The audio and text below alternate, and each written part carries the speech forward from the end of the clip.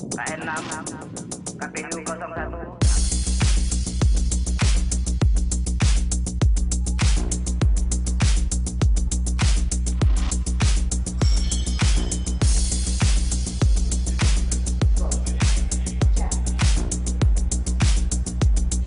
Bulan Mei ya, sama dengan bulan Mei, karena apa namanya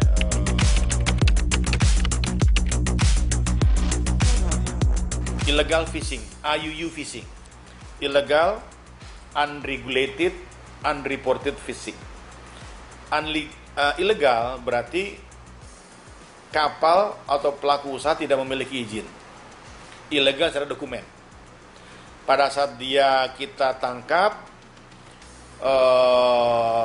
kita berikan kita dorong kepatuhannya, terutama dengan pasca terbitnya surat edaran migrasi kapal izin daerah namun beroperasi di atas 12 mil. Nah, kita dorong kepatuhannya. Kalau Anda pelaku usaha melaksanakan usahanya di atas 12 mil, berarti harus pindah izinnya dari izin daerah menjadi izin pusat. Ini masalah legalitas. Yang kedua, unregulated, berarti pelaku usaha menangkap ikan tidak sesuai dengan aturan. Nah, yang terakhir, unreported. Nah, disinilah akhirnya saya sebagai Dirjen PSDKP untuk mendorong kepatuhan. Justru unreported ini yang menjadi kunci. Berapa banyak sih potensi perikanan tangkap kita? Kemudian inline akhirnya dari potensi yang ada akan mendatangkan PNBP, kan seperti itu.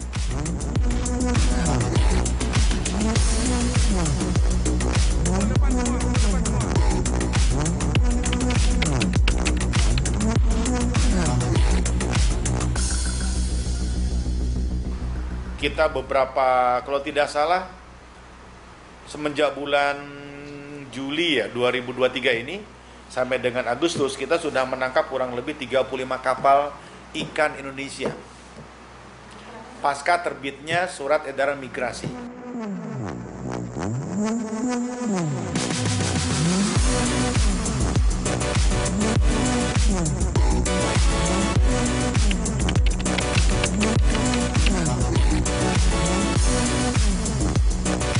Kan kadang-kadang kita perlu pendekatan tidak secara aturan, tidak secara apalagi paksaan ya. Kadang-kadang kita perlu mendorong kepatuhan.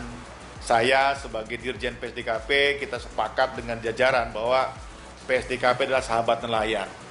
Apalagi dengan terbitnya Undang-Undang Cipta Kerja bahwa tindakan pelanggaran terhadap ketidakpatuhan pelaku usaha, adanya pelanggaran, ada prinsip ultimum remedium.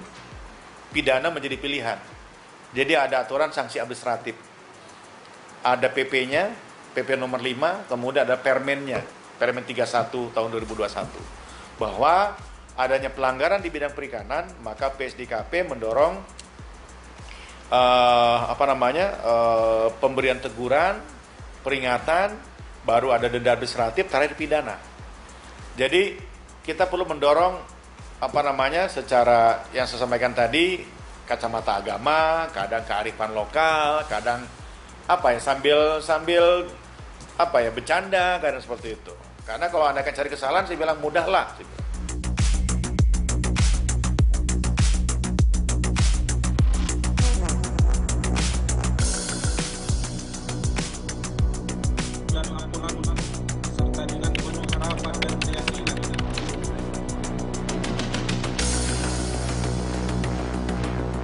Nah, dihadapkan dengan contoh nih, dengan keluarnya surat edaran Menteri tentang migrasi. Jadi, selama ini Kementerian Kelautan Perikanan yang wilayah operasinya di atas 12 mil, yang izin pusat. Nah, sementara yang izin daerah, yang kapal-kapal ternyata dia usahanya di atas 12 mil, selama ini tidak pernah terhitung. Berapa sebetulnya yang izin daerah menangkap ikan? Seperti itu. Nah, sekarang dengan adanya surat edaran Bapak Menteri, kapal-kapal yang ternyata kenyataannya dia beroperasi di atas 12 mil, kita dorong izinnya ke izin pusat.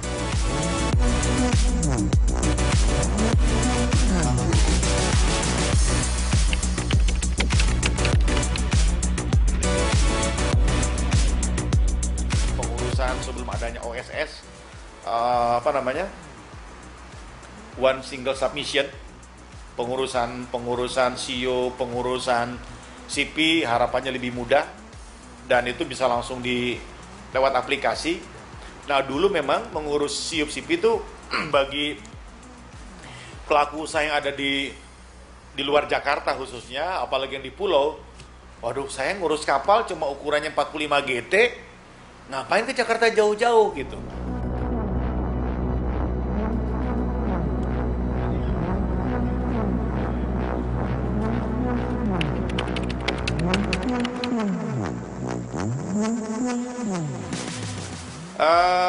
Sebetulnya berbicara untung atau rugi, intinya adalah Bapak Menteri mengedepankan yang pertama sekali Mbak, sebetulnya adalah ekologi menjadi panglimanya.